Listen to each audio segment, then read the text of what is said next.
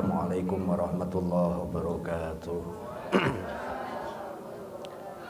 Bismillahirrahmanirrahim. Nawaitu ta'alluma wa ta'lima wa tadhakkura wa tadhkira wa nafa'a wal intifa'a wal ifadata wal istifadata wal hasa ala tamassuki bi kitabillahi wa sunnati rasulihi wa du'a ilal huda wa dalalata alal khair ibtigha'a wajhillahi wa mardatihi wa qurbihi wa thawabihi. Bismillahirrahmanirrahim. Al-Fatihata ala ma nawahu abauna wa aslafuna wa rijaluna wa ulamauna al-amiluna al-mu'minuna al-mukhlisuna annallaha yudkhilu niyatina fi niyatihim wa ulumana fi ulumihim, akhlaqana fi akhlaqihim, wa maqasidana fi maqasidihim, wa likulli niyatin salihah min khairatid dunya wal akhirah, wa annallaha yaftah alaina futuhal arifin wa yufaqihna fid din wa yu'allimuna ta'wil wa yahdina ila sawa'is sabil, wa annallaha yaj'aluna minal ulama'il 'amilin al-hadin al-muhtadin ghairal dhalin wa la mudhillin wa ila hadratin nabiy sallallahu alaihi wasallam. Al-Fatihah. A'udzu billahi minasyaitonir rajim. Bismillahirrahmanirrahim. Alhamdulillahirabbil alamin. Arrahmanirrahim. Maliki yaumiddin. Iyyaka na'budu wa iyyaka nasta'in. Ihdinas siratal mustaqim. Suratul ladzina an'amta 'alaihim ghairil maghdubi 'alaihim waladdallin. Amin. Bismillahirrahmanirrahim. Alhamdulillahirabbil alamin. Assalatu wassalamu ala asyrafil anbiya'i wal mursalin sayyidina wa maulana Muhammadi wa ala alihi wa sahbihi ajma'in. Amma ba'du. Faqala al-muallifu rahimahullahu ta'ala wa nafa'ana bihi wa amadana bi asrarihi wa a'ada alaina bi barakatihi fid dharaini amin ya rabbal alamin. Suratul Infitar ila anqala. Innal abrara lafi na'im. Surat Al-Infitar ayat 13, halaman 2215. Innal abrara stune wong kang bagus-bagus lafi naimin yakti iku tetep ing dalam swarga kang panggonane pira-pira nikmat. Wa innal fujjara lan stune wong kang pira-pira lacut lafi jahimin yakti iku tetep ing dalam neraka jahim, neraka kang panas, neraka kang mulat-mulat genine. Yaslaunaha kang mlebu utawa jegur sapa fujar ing jahim yaumaddini ing dalem dina kiamat. Wa mahum lan ora ana utawi al fujar anha sangking jahim iku biha ibina.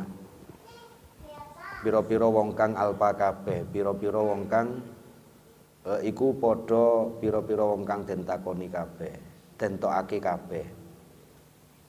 Wa ma adraka lan wa malan utawi apa iku adraka kang meruhake ing sira ma ing apa yaumuddin utawi kang aran dina kiamat.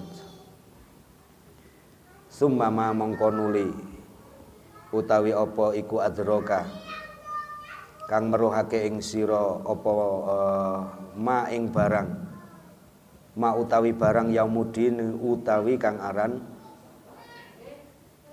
ma iku barang yaumuddin utawi kang aran dina kiamat. Apa kang diarani dina kiamat yaiku yaumala tamliku, yaiku dina ini yauma itu menjadi khobar dari mubtada yang makhdhuf. Mubtada yang disimpan bisa menjadi huwa yaumu. Dalam qiraat sab'ah bisa diartikan, bisa dibaca yaumu la tamliku nafsul li nafsin syai'a. Cuman ini syad. Syad itu artinya jarang. Bisa yauma menjadi hal, yauma hale. Rupa dina la tamliku kang ora bisa miliki sapa nafsun awa-awaan li nafsi marang awa-awaan liya syai'an ing suwiji-wiji. Wal amru hale utawi kabeh urusan yauma ini ning dalam dina kiamat iku lillahi tetep kedue Allah. Semua urusan ketika itu adalah urusannya Allah. Karena apa? Karena yauma la tamliku nafsul li nafsin syai'a. Setiap yang bernyawa tidak bisa apa-apa, semuanya apa kata Allah. Ayat-ayat ini masih ada kaitannya erat dengan ayat-ayat sebelumnya. Hanya titik beratnya ini lebih banyak berkaitan dengan jaza, balasan. Jadi orang berani menanam maka siap untuk memanen. Tanamannya baik, bibitnya baik, panenannya juga baik. Tanamannya jelek, siap-siap nanti panennya juga jelek. In khairon fa khairun wa in syarron fa syarrun. Innal abroro, sesungguhnya orang-orang baik itu, al abror itu jamak dari barun abror. Bar itu artinya orang yang melakukan kebaikan. Wasummiya bidzalika, disebut sebagai abror atau bar ini karena kalau di dalam tafsir Ibn Katsir, al abror bimakna abror, orang yang baik itu ketika orang tuanya baik, anaknya juga baik. Orang tuanya baik, anaknya juga baik, baru disebut sebagai al-abror. Sesungguhnya orang-orang baik itu ketika secara nasab dia orang tuanya baik, kemudian memiliki penerus juga baik-baik. Ini baru disebut sebagai al-abror. Yang kedua, kenapa harus abror itu orang tuanya baik, anak baik? Karena faktor genetika ini memberikan warna yang lumayan dominan untuk membentuk kebaikan seorang anak dari sisi nasab. Jadi yang pertama, kalau di dalam bahasa agama, al-ummu madrasatul ula. Ibu itu menjadi madrasah yang pertama bagi anak-anaknya. Bahkan ketika seorang ibu belum memiliki suami saja, dia dicetak oleh Allah untuk menjadi sekolah pertama bagi anak-anaknya nanti. Maka ketika seorang laki-laki ditanya, itu siapa? Itu pacar saya. Itu calon istri saya. Berbeda dengan siapa itu? Itu calon ibu dari anak-anak saya. Baru dia tidak disebut sebagai egois. Karena dia sudah berpikir sekian tahun ke depan dia akan memiliki anak seperti apa, maka carilah mulai saat ini. Ketika dia sudah berpikir sing gurung nikah, saya akan mencari calon ibu bagi anak-anak saya. Ketika dia punya gambaran pingin seorang generasi penerus dia, generasi penghafal Al-Quran, maka minimal dia berupaya belajar memiliki komunitas seneng ngaji Quran. Kemudian dia berupaya mengenal orang-orang yang suka membaca Al-Quran, atau bahkan kalau bisa penghafal Quran. Maka insya Allah anaknya mudah menjadi penghafal Al-Quran. Baru dia tidak disebut sebagai orang yang egois, mikir dirinya sendiri. Itu siapa? Itu pacar saya. Mau kemana? Mau cari pacar. Egois betul dirinya. Baru disebut dia egois. Ini yang lebih dominan nafsunya, yang karena itu Rasulullah sampaikan, ada aduwikal ladzi nafsukal ladzi baina jambaik. Musuh yang sebenarnya bagi dirimu adalah nafsumu sendiri, alladzi baina jambaik, yang ada di antara dua lambungmu alias di perutmu itu dan sekitarnya. Kalau kita belum mampu mengendalikan nafsu kita, diri kita, maka yang muncul, yang dominan adalah apa? Egois kita. Sifat anania disebut sebagai egois. Saat ini dia ingin mencari pacar, itu sudah menganggap dirinya, mikir dirinya sendiri, nggak mikir nanti anaknya seperti apa. Kalau ingin punya generasi al-abror, ya minimal dia berpikirnya saat ini bagaimana dia menformulasikan dirinya dan mencari formula bagaimana calon ibu anak-anaknya, maka hasilnya nanti insya Allah akan memiliki anak-anak yang sebagaimana dia inginkan. Baru disebut sebagai al-abror. Innal abroro lafi naim. Kalau orang itu sudah disebut abror, maka orang tuanya orang baik, dirinya baik, anaknya juga baik. Kenapa disebut orang tua harus baik, dirinya baik, anaknya baik? Karena apa? Li'anna liwalidaika hakun laka. Karena orang tuamu itu punya hak atas dirimu. Alaika, atas dirimu. Orang tua kita itu punya hak atas diri kita. Berarti anak punya kewajiban kepada orang tua. Wali waladika alaika hakun. Wa ala waladika alaika hakun. Kemudian kamu juga punya hak dalam diri anakmu. Orang tua punya hak atas diri kita punya hak atas anak kita. Artinya anak punya kewajiban kepada orang tua, kita punya kewajiban pada orang tua kita. 1, 2, 3 generasi baik baru disebut sebagai al-abror. Maka Rasulullah sampai bilang, birru aba'akum ya birrukum abna'ukum. Kalau pingin punya anak yang berbakti kepada orang tua, maka baktilah dirimu kepada orang tuamu, maka anakmu akan bakti pada dirimu. Karena bukan masalah teori tidak penting. Yang penting adalah bagaimana kita bisa bakti kepada bapak ibu kita, anak akan ikut diri kita. Tidak butuh teori. Bagaimana kita salaman ke bapak ibu kita, maka anak kita juga akan salaman seperti kita seperti apa. Biasanya salim nang wong tua, salim ngambung tangan, betul. Tergantung siapa kita.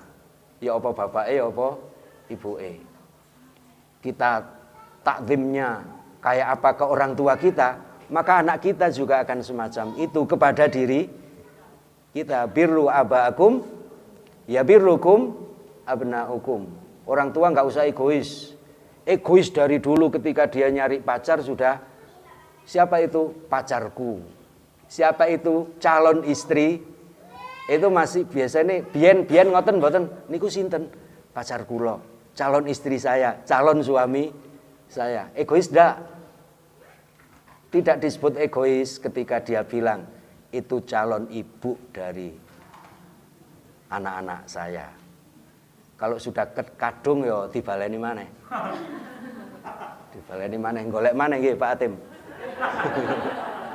Itu calon ibu dari anak-anak saya. Ya birrukum abna'ukum. Kita ndak usah banyak teori ke anak, tapi bagaimana tatbiknya, prakteknya, bagaimana salaman kita ke orang tua, bagaimana cara ngomong kita kepada bapak ibu kita dan lain sebagainya 24 jam sekian tahun, maka anak akan terbentuk sama persis dengan keinginan dan kebiasaan kita. Itu ya. Kalau ke anak nggak usah teori. Le nang masjid kono le, bapak ibu longgo, bapak ibu dulinan HP itu ini. Itu ya. Wayahe ngaji kok ora ngaji-ngaji, bapak ibu nyekel HP itu. Bukan itu. Sudah ke masjid, Pak Tenandi tenang masjid, ditonton melok nang masjid. Pak Tenandi te ngaji, ya ikut ngaji gitu. Ini karena ndak butuh teori. Birru aba'akum ya birrukum abna'ukum. Baru disebut sebagai generasi al-abror. Orang-orang yang baik. Yang orang-orang baik ini menjadi indikasi orang yang memiliki iman yang mutkin, iman yang benar-benar kuat di dalam hatinya. Siapa mereka? Disebut oleh Al-Qur'an, walladzina amanu wattaba'athum dzurriyyatuhum biimanin alhaqna bihim dzurriyyatahum.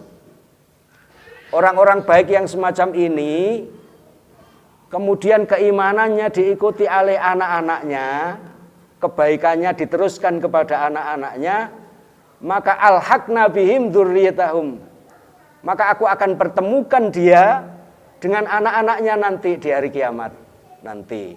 Maka dunyane yo campur, akhirate yo pingin ndak dunia akhirat akan bertemu dengan anak-anak kita. Itu kan? Ini penting. Maka konsepnya adalah bagaimana mulai awal dulu, dari mulai bibitnya sampai pada tahapan setelah itu mendidik anaknya, bukan dengan banyak teori tapi praktek. Kita ini praktisi orang tua. Sekali lagi, wasummiya bidzalika disebut sebagai al-abror ketika orang tua baik, diri kita baik dan anak kita baik. Itu artinya generasi yang kebaikannya itu simultan, terus menerus, tidak ada putus. Innal abroro lafi na'im wa innal fujjaro lafi jahim. Al-fujjar juga sama semacam itu. Sudah. Kenapa disebut dengan barun?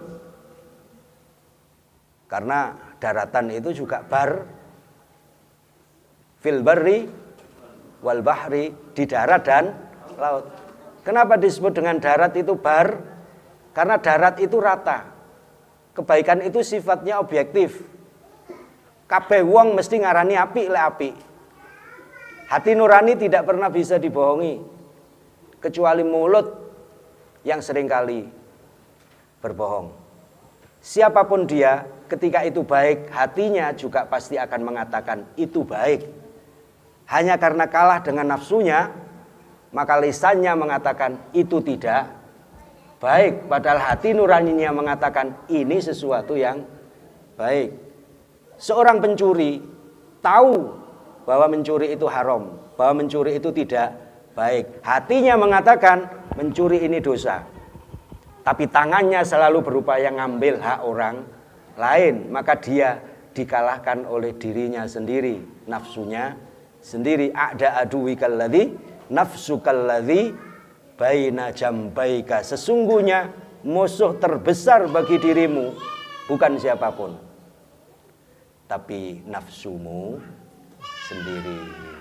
Pemenangnya siapa? Adalah orang yang mampu mengendalikan diri. Maka disebut sebagai muttaqin, orang yang bertakwa. Artinya apa?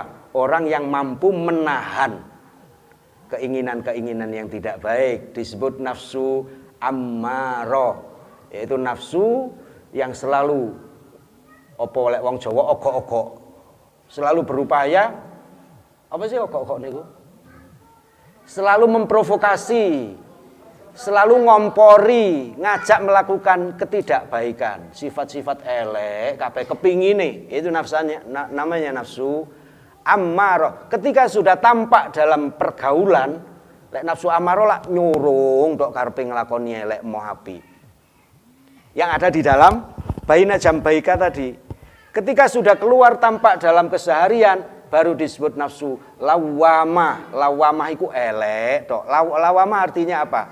Seneng komentar, seneng nuruti karepe tangan pingin apa nabuk kanca nabuk.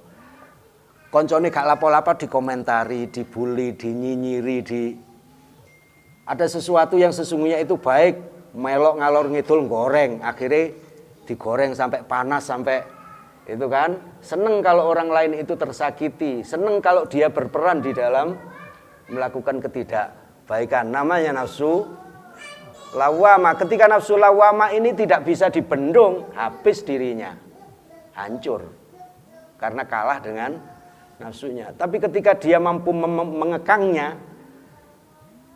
keinginan-keinginan tidak baik itu mampu dia tahan.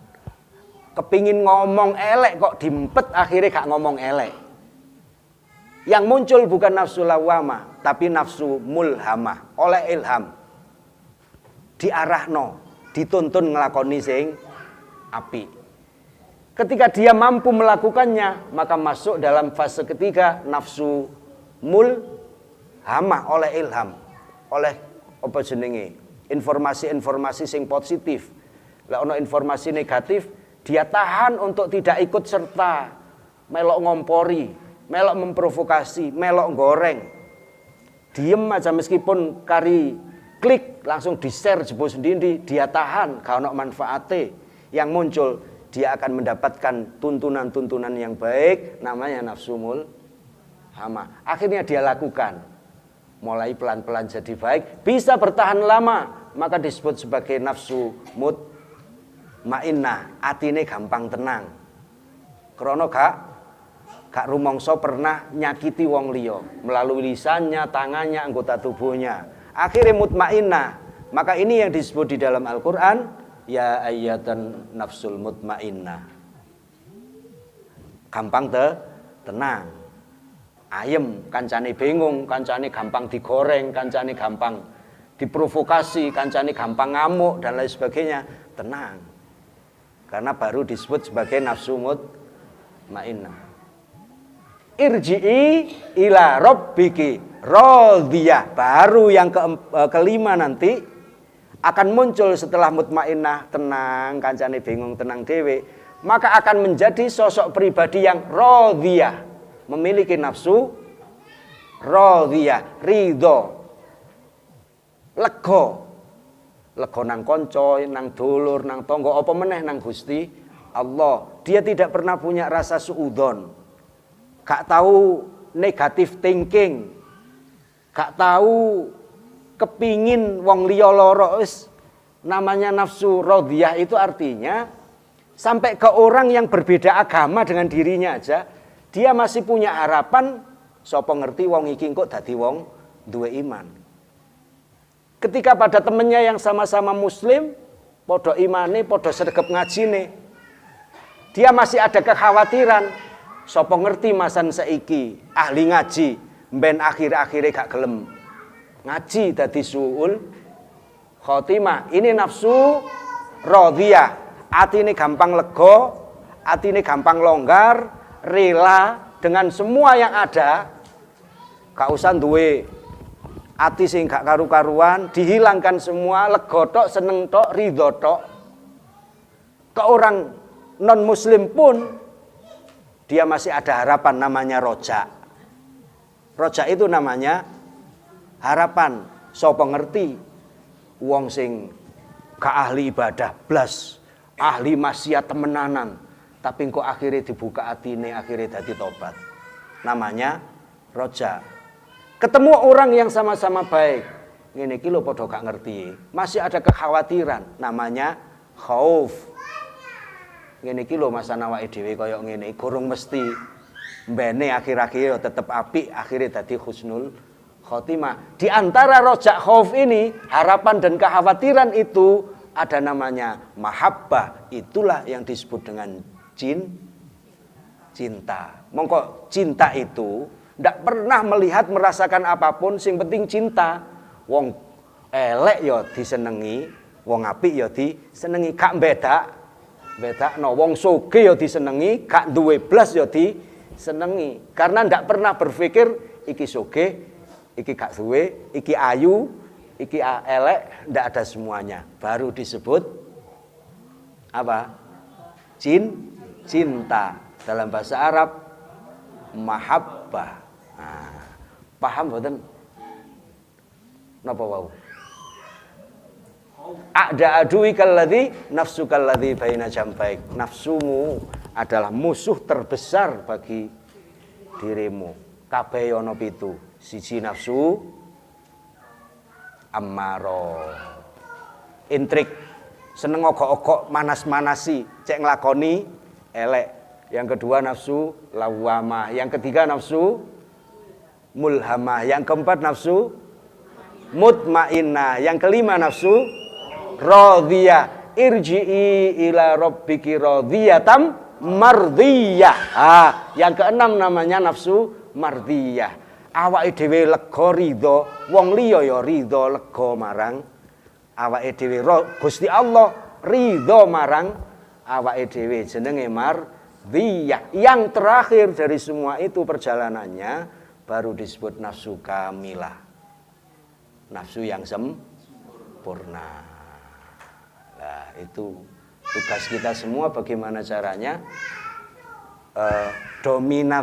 dominasi nafsu ammarah, nafsu lawamah ini pelan-pelan dikikis, biar tidak mendominasi, biar tidak menguasai diri kita. Tetap kudu ono, kepingin itu harus ada, tapi di manage, ditoto bagaimana caranya agar keinginan-keinginan itu bisa terarah kepada hal-hal yang positif. Mulhamah, kemudian mutmainnah, kemudian radhiyah, kemudian mardhiyah, kemudian kamilah, baru ya ayyatuhan nafsul mutmainnah irji'i, kembalilah ila rabbiki, kepada Tuhanmu, radhiyah, lega, rela, mardhiyah, Gusti Allah ridho. Fadkhuli fi ibadi, masuklah dalam golongan hamba-hambaku. Wadkhuli jannati. Nah, ini nafsuka mila. Maka kita punya tugas. Dulu itu ada seorang makhluk Allah dari kalangan Jan, Banul Jan, namanya Akhyas. Akhyas ahli ibadah dari kalangan jin yang diciptakan oleh Allah jauh sebelum penciptaan Nabi Adam, dan pernah mendiami dunia, pernah hidup di dunia kita. Kemudian saking ahli ibadahnya sampai akhirnya dia menjadi hamba yang paling mulia, diangkat jadi pemimpinnya, namanya Azazil. Bukan malaikat, tapi perilakunya koyok-koyok malaikat. Jadi kalau kalangan jin itu nar, kalau malaikat itu nur. Nar itu api, nur itu cahaya. Orang yang berapi-api, panas tok, itu berarti dia punya sifat nari. Bongso bukan, bongso api, nariyun. Nah, itu namanya bongso api. Kalau nuriyun atau nuroniyun, nurani, itu bongso malaikat. Ketika dia menjadi Azazil, karena dia merasa sudah menjadi hamba Allah yang paling taat sampai 18.000 tahun ibadah tok nang Gusti Allah. Suatu saat ketika Allah Subhanahu wa taala memberikan informasi Allah akan menciptakan Nur Muhammad, cikal bakal dari seluruh alam semesta ini, dan dimulai diwujudkan dengan bentuk fisik namanya Adam, maka dia menjadi makhluk yang protes, ataj'alu may yufsidu fiha wa yasfikud dima. Wahai Allah, apa betul engkau mau menciptakan seseorang atau makhluk yang yufsidu fiha wa yasfikud dima, tukang rusak, tukang tumpah darah, tukang perang, tukang gelut, tukang gegeran, dan lain sebagainya. Wa nahnu nusabbihu bihamdika wa nuqaddisu lak. Padahal kita ini para malaikat, para ahli ibadah semua ini tidak pernah sekalipun bermaksiat kepadamu. Kenapa engkau enggak pilih saya aja, gitu maksudnya. Jadi dari kalangan nariyun, nari, dan nuri, dari kalangan api dan kalangan cahaya. Wa nahnu nusabbihu bihamdika wa nuqaddisu lak. Qala inni a'lamu ma la ta'lamun. Aku lebih tahu apa yang aku lakukan ketimbang dirimu. Kamu sendiri dengan dirimu sendiri aja enggak tahu. Saya lebih tahu siapa dirimu, saya lebih tahu apa yang akan aku lakukan dan apa yang akan terjadi. Itu Allah Subhanahu wa ta'ala. Wa 'allama Adal al-asma'a kullaha tsumma 'aradahum. Salah satu kelebihan kita adalah unsur di antara unsur kejadian kita, unsur di antara unsur kejadian Nabiullah Adam alaihi salam, saya pernah membaca satu Injil berbahasa Jawa.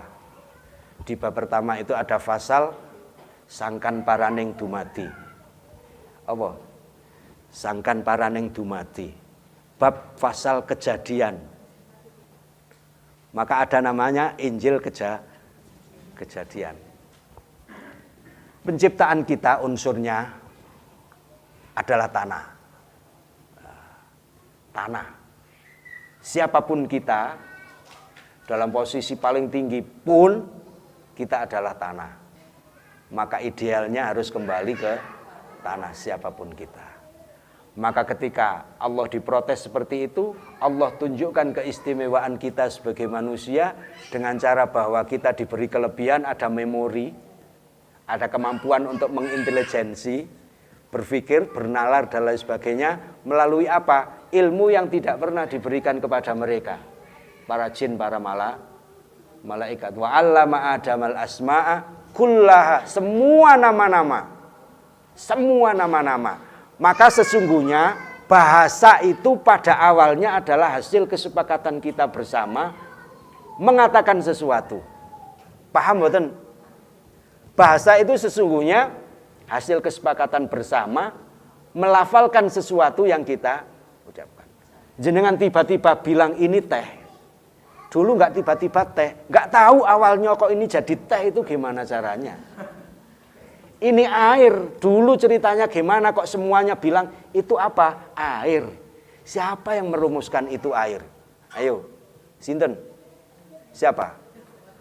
Ayo disepakati ini diberi nama air, enggak ada.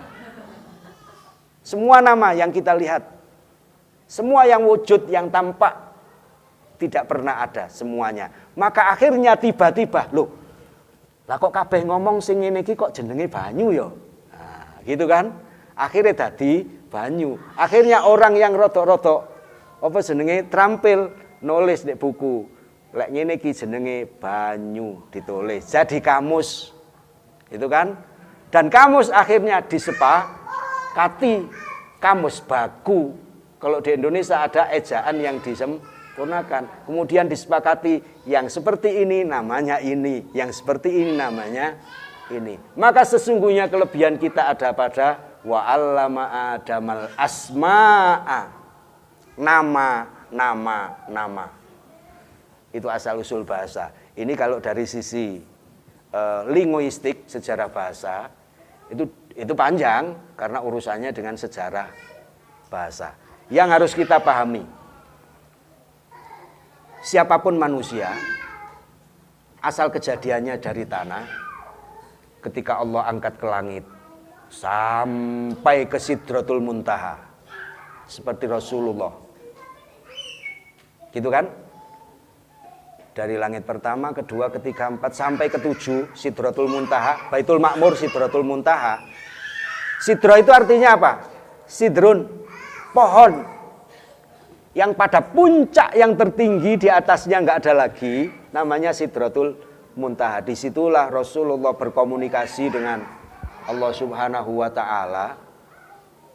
Ketika posisinya sudah ada bersama yang maha dikasihi, yang maha kuasa, yang maha, artinya tidak ada di atasnya lagi.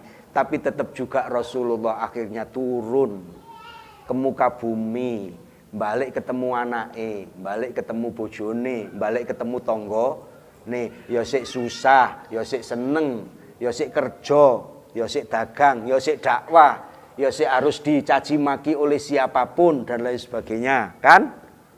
Maka siapapun kita, setinggi apapun derajat kita, kita adalah tanah yang harus siap kembali menjadi tanah. Maka sebaik-baik manusia hamba Allah adalah hamba yang menyadari dirinya tanah dan siap-siap sebentar lagi balik ke tanah, campur jadi satu.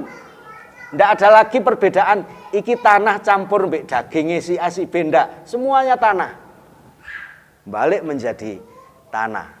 Itulah keistimewaan Rasulullah Sallallahu Alaihi Wasallam yang tidak dimiliki oleh semua makhluk di muka bumi ini.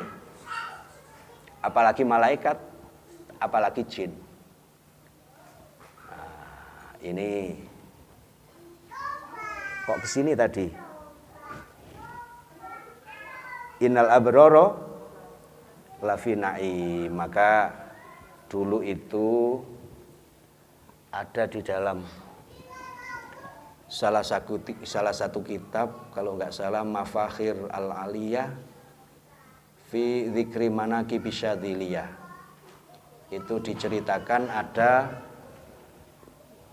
di bawah aras itu ada seseorang yang berdiri sendiri di alam ruh. Rasulullah itu dipertemukan dengan seseorang ini di alam ruh, berarti dulu sekian ribu tahun yang lalu, tidak tahu. Rasulullah penasaran, ya Allah, siapa orang ini kok bisa sampai pada posisi seperti ini, memiliki tingkat derajat yang seperti ini, sendirian di bawah aras. Dijawab oleh Allah, wahai Muhammad, itu adalah hambaku. Seandainya ada nabi setelah dirimu, maka dia adalah nabinya. Seandainya ada nabi setelah kamu, maka dia adalah nabinya. Siapa dia? Dia adalah Sultanul Aulia Syekh Abdul Qadir Al-Jilani. Ya Allah, apa keistimewaannya? Dia memiliki 3 keistimewaan. Rajulun qalbuhu mu'allakun bil masajid. Hatinya selalu terpaut dengan masjid. Lek urusan masjid nomor 1. Lek urusan kemakmuran masjid nomor 1. Lek urusan kegiatan masjid nomor 1. Qalbuhu mu'allakun bil masajid. Hatinya selalu nyambung dengan tempat sujud, rumahnya Allah di muka bumi ini, yaitu masjid.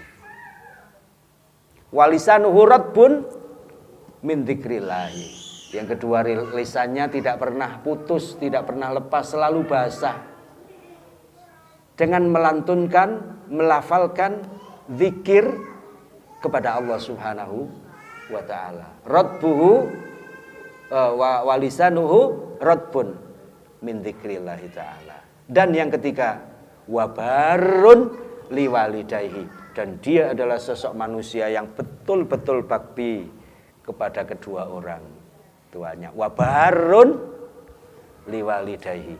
Dia adalah sosok manusia yang betul-betul bakti kepada kedua orang tuanya. Siapa itu? Syekh Abdul Qadir Al-Jilani. Di alam ruh sudah pernah Allah, Rasulullah berkomunikasi, bertanya, siapa dia? Seandainya ada nabi setelah kamu, maka dialah orangnya. Tapi tidak ada nabi setelah Rasulullah. Itulah keistimewaan orang yang qalbuhu mu'allakun bil masajid, hatinya selalu nyambung dengan masjid. Yang kedua, walisanuhu radbun min dzikrillah, lisannya selalu tidak pernah kering dari zikir kepada Allah. Dan yang ketiga, wabarun liwalidayhi, dia bakti betul kepada kedua orang tuanya, maka memiliki keistimewaan. Seandainya ada nabi setelah dirimu, maka dialah orangnya. Itu kemuliaan orang yang memiliki derajat yang tinggi. Hatinya nyambung terus dengan masjid, lisannya tidak pernah putus dari zikir, bakti betul kepada kedua orang tuanya. Yang terakhir, ketika ditanya siapa orang yang masuk golongan orang-orang yang baik, yang selalu dicampuri oleh para malaikat, adalah alladzi yaqra'ul Qur'an fahuwa mahirum bih. Orang yang selalu suka, punya hobi, senang baca Al-Qur'an. Artinya tidak hanya baca, tapi ya seneng ngaji ilmu Al-Qur'an. Fahuwa mahirun bih, itu artinya mahir. Tidak hanya pinter bacanya, tapi ngerti bacaan-bacaannya. Fahuwa ma'as safaratil kiromil barororoti. Ya. Fahuwa ma'as safaratil kiromil baroroh. Betul-betul baik. Maka dia akan dibarengi terus kemanapun as-safaratil kiramil baroroh malaikat. Dia akan dipersamakan, dicampurno golongane para malaikat. Siapa? Alladzi yaqra'ul Qur'ana fahuwa mahirum bihi. Tapi dia betul-betul ingin ahli di bidang Al-Qur'an dan segala ilmu turunan yang terkait dengan Al-Qur'an, termasuk ulumul Qur'an. Dia pelajari betul. Maka mahir betul urusan Al-Qur'an. Ada yang ditanyakan sebelum saya tutup? Monggo.